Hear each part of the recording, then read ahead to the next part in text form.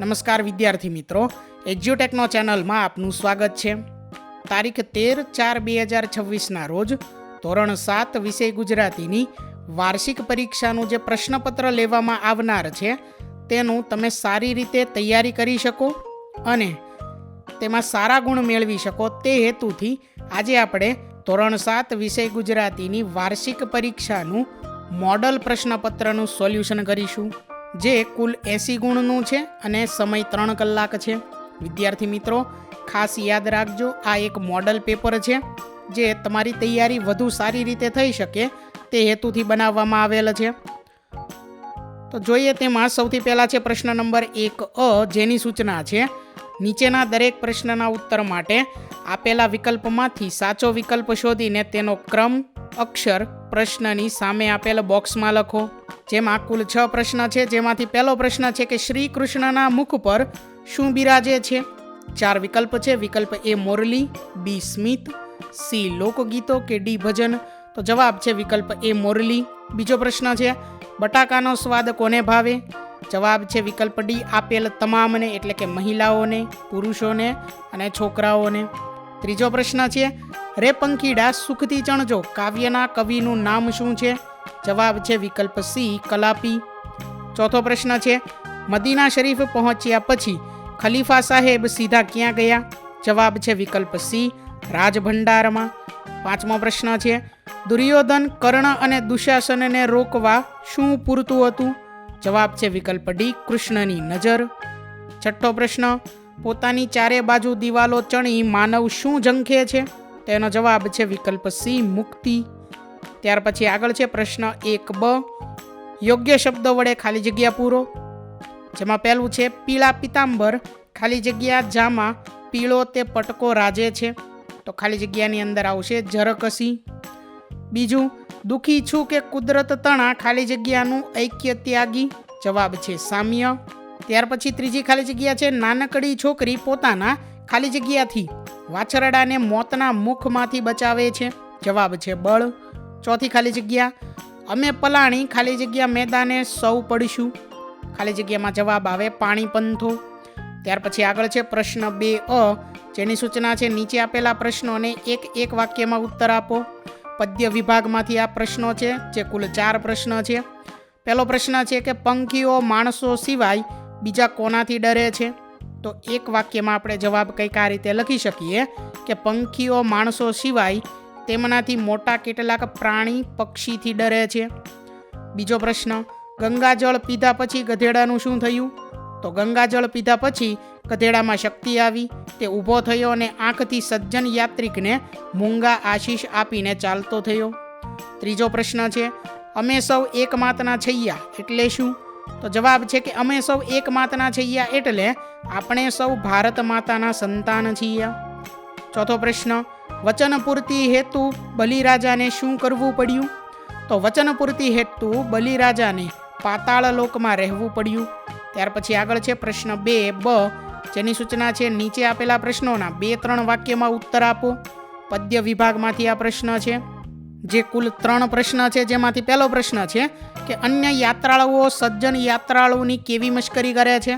જવાબ છે, અન્ય યાત્રાળુઓ સજ્જન યાત્રાળુની મશ્કરી કરતા કહે છે કે મૂર્ખ, તે ગંગાજળ વેડફી માર્યું છે, હવે તારો ફેરો નકામો જશે, હવે તું રામેશ્વર જઈને શાનાથી અભિષેક કરીશ। તે આવું કરીને ગધેડા જેવું મૂર્ખામી ભર્યું કામ કર્યું છે। બીજો પ્રશ્ન છે, કવિ ભારતના લોકો માટે શું કરવા ઈચ્છે છે। તો કવિ ભારતના લોકો માટે આ પ્રમાણે કરવા ઈચ્છે છે કે કોઈનું પણ શરીર ઉઘાડું અર્થાત વસ્ત્રો વિનાનું ન રહે, કોઈ પણ ભૂખ્યું ન સૂવે અર્થાત અન્ન વગર ન રહે, બધા એકબીજા પ્રત્યે એક પ્રેમની લાગણી રાખે, લોકોમાંથી ઊંચ નીચનો ભેદભાવ દૂર થાય। ત્રીજો પ્રશ્ન છે, કેવા કેવા લોકો ઉતાવળે કામ કરતા નથી। તો જે લોકો દિલના સારા હોય છે, જે કોઈની વાતોમાં વહી ન જાય, જે વિદ્વાન હોય, જે સત્યવાદી હોય, જે શૂરવીર હોય, જે યશસ્વી હોય, આવા લોકો ઉતાવળે કામ કરતા નથી, તેથી તેમને યશ મળે છે। પ્રશ્ન 3A, જેની સૂચના છે, નીચે આપેલા પ્રશ્નોને એક વાક્યમાં ઉત્તર આપો। આ પ્રશ્નો ગદ્ય વિભાગમાંથી પૂછેલ છે, જે કુલ 4 પ્રશ્ન છે। જેમાંથી પહેલો પ્રશ્ન છે કે બાણાસુરની પુત્રી ઓખાના લગ્ન કોની સાથે થયા હતા। એક વાક્યમાં જવાબ આપણે કંઈક આ મુજબ લખી શકીએ કે બાણાસુરની પુત્રી ઓખાના લગ્ન શ્રી કૃષ્ણના પૌત્ર અનિરુદ્ધ સાથે થયા હતા. બીજો પ્રશ્ન છે, સમરથલાલ શેઠ 60 વર્ષના હોવા છતાં કેવા દેખાય છે? તો જવાબ છે કે સમરથલાલ શેઠ 60 વર્ષના હોવા છતાં લીલી કોથળા જેમ હંમેશા તાજા ને તાજા દેખાય છે. ત્રીજો પ્રશ્ન, દાદાજી વિવેકને અભ્યાસમાંથી સમય કાઢીને શું કરવાનું કહે છે? તો દાદાજી વિવેકને અભ્યાસમાંથી સમય કાઢીને જરૂરી વ્યાયામ કરવાનું કહે છે.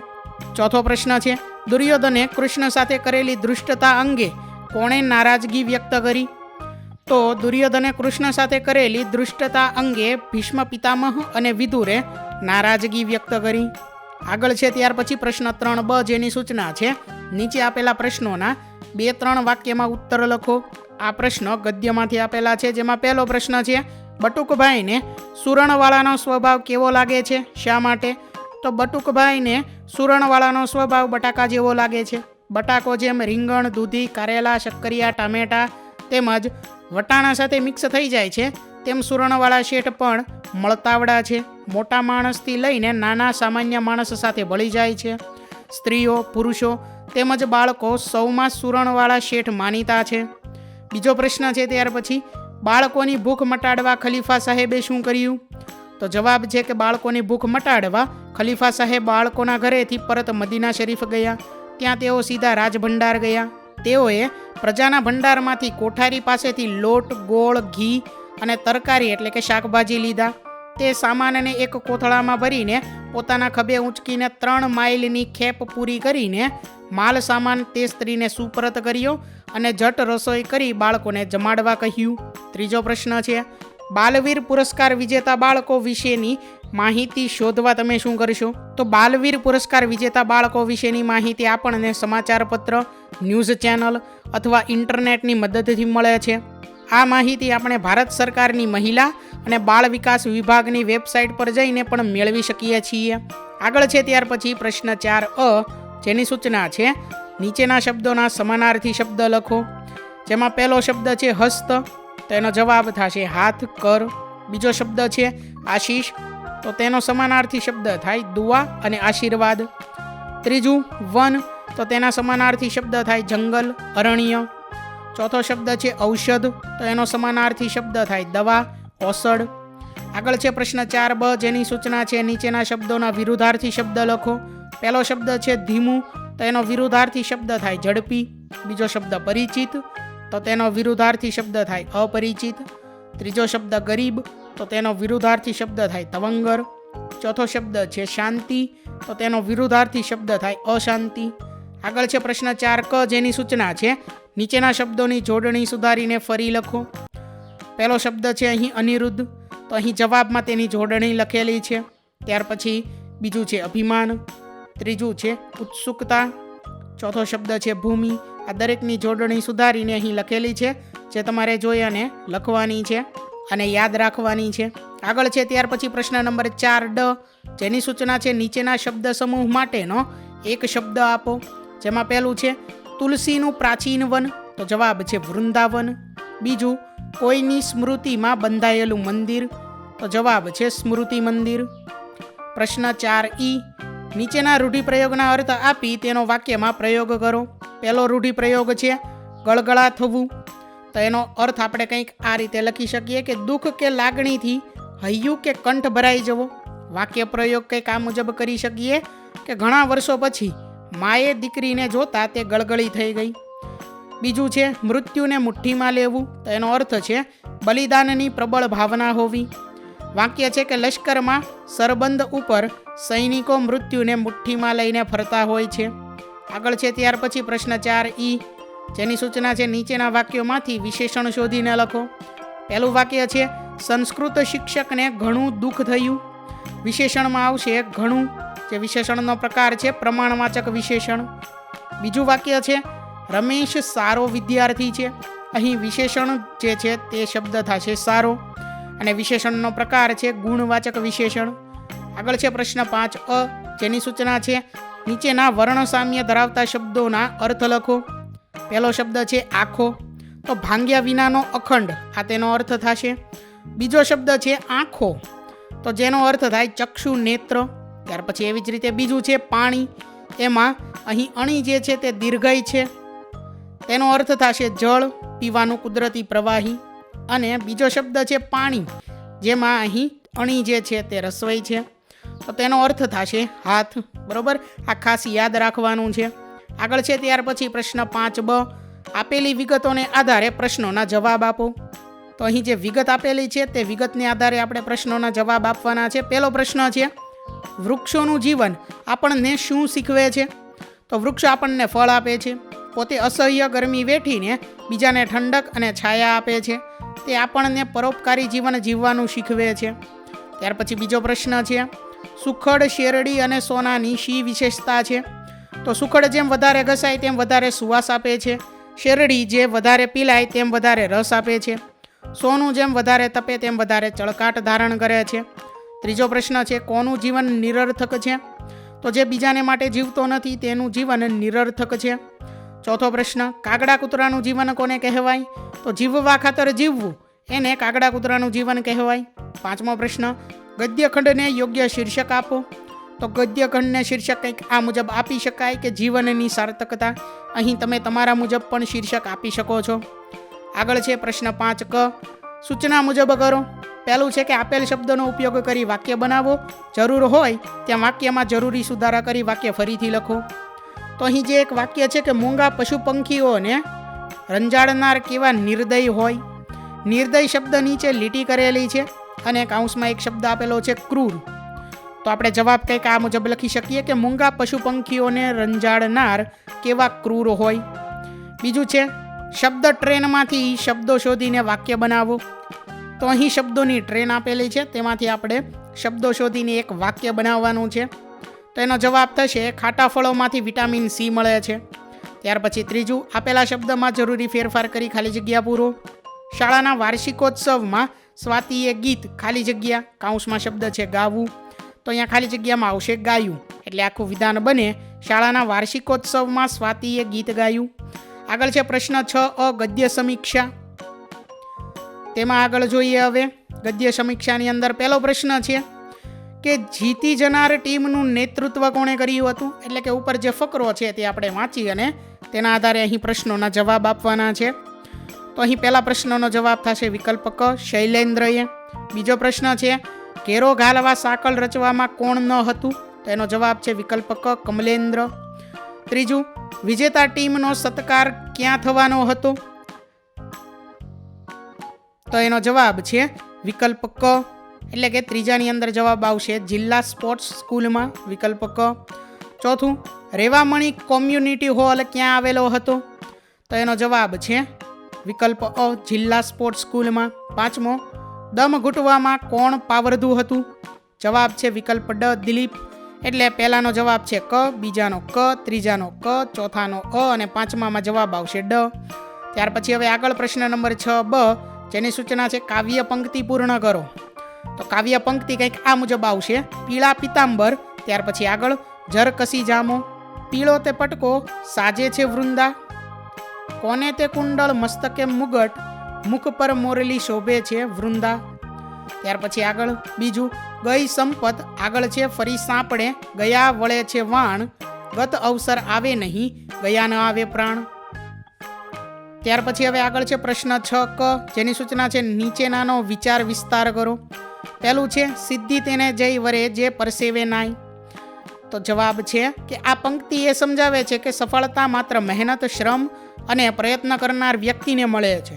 જે લોકો નિષ્ઠા અને સત્સંગ સાથે કામ કરે છે તે જ સાચી સિદ્ધિ પ્રાપ્ત કરે છે.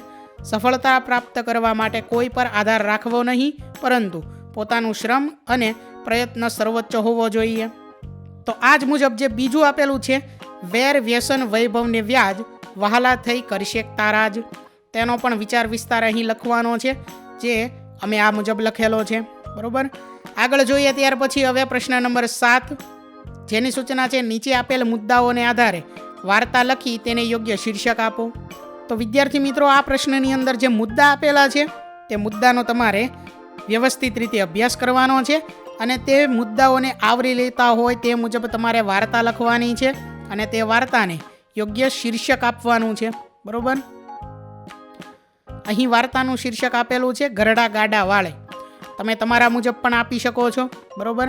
આગળ જોઈએ ત્યાર પછી પ્રશ્ન નંબર 8 જેની સૂચના છે, નીચે આપેલ વિકલ્પોમાંથી કોઈ એક વિષય પર 15 લીટીમાં નિબંધ લખો.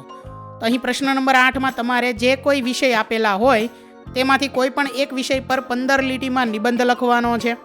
અહીં પહેલો વિષય છે માતૃપ્રેમ. ત્યાર પછી આગળ જોઈએ તેનો બોધ પણ તમારે લખવાનો છે. જેમ કે અહીં લખેલો છે કે માતૃપ્રેમ એ જીવનનો સર્વશ્રેષ્ઠ ભાવ છે, જે બાળકોને માત્ર જીવી રહેવાની શીખ નથી આપતું, પરંતુ યોગ્ય અને સકારાત્મક માણસ બનવાની પ્રેરણા આપે છે. બીજો વિષય છે મારા પ્રિય શિક્ષક. તો તેના વિશે પણ તમારે અહીં નિબંધ લખવાનો છે 15 લીટીની અંદર. બોધ છે અહીં મારા પ્રિય શિક્ષક માત્ર શૈક્ષણિક માર્ગદર્શક નથી, પરંતુ જીવનના માર્ગદર્શક પણ છે. તેઓ વિદ્યાર્થીઓના જીવનમાં એક અનમોલ સ્થાન ધરાવે છે અને તેમનો પ્રભાવ જીવનભર રહે છે. ત્રીજો નિબંધ છે અહીં વૃક્ષો આપણા મિત્રો, બરોબર. તો વિદ્યાર્થી મિત્રો આ મુજબ તમારે નિબંધ લખવાનો છે. તો વિદ્યાર્થી મિત્રો અહીં ધોરણ 7 વિષય ગુજરાતીની વાર્ષિક પરીક્ષાનું મોડલ પ્રશ્નપત્ર જે છે તેનું સોલ્યુશન આપણે પૂર્ણ કર્યું છે. જે તમને ગુજરાતી વિષયનું વાર્ષિક પ્રશ્નપત્ર તમે આપશો તેની તૈયારી કરવામાં ખૂબ જ મહત્વપૂર્ણ નીવડશે. વિદ્યાર્થી મિત્રો, આપેલા વિડીયોની જો તમારે પીડીએફની જરૂર હોય તો તમે આપણી એપ્લિકેશન સ્માર્ટ સાથી પરથી મેળવી શકશો. વિદ્યાર્થી મિત્રો, આપણી એપ્લિકેશન સ્માર્ટ સાથી પ્લે સ્ટોરમાં આવી ગઈ છે, જેની અંદર તમે બધા વિભાગ જોઈ શકો છો. તેની અંદર વિવિધ ધોરણ છે. ધોરણ ઉપર ક્લિક કરતાં વિવિધ વિષય ખુલશે. વિષય ઉપર ક્લિક કરતાં તેની અંદર આવતા પાઠ ખુલશે. તેની અંદરથી તમે પાઠ્યપુસ્તક પણ ડાઉનલોડ કરી શકો છો.